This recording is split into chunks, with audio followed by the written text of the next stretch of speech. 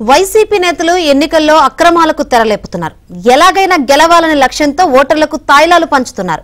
పెడనలో పెద్ద ఎత్తున వైసీపీ ప్రచార సామగ్రి నిల్వలను పోలీసులు స్వాధీనం చేసుకున్నారు.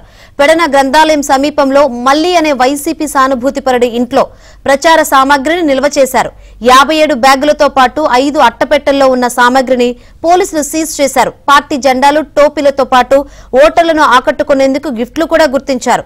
వీటి విలువ సుమారు 5 లక్షల వరకు ఉంటుందని భావిస్తున్నారు.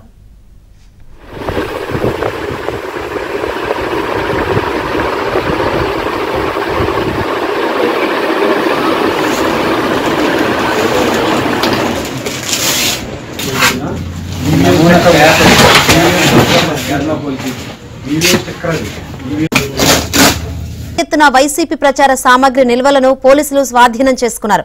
పెడన గ్రంథాలయం సమీపంలో మల్లి అనే వైసీపీ సానుభూతిపరుడి ఇంట్లో ప్రచార సామగ్రిని నిల్వ చేశారు.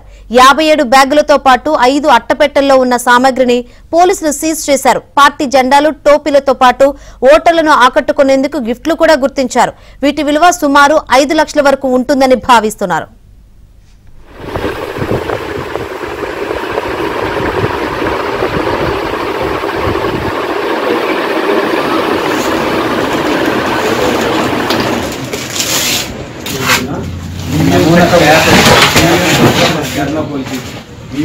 ఎత్తున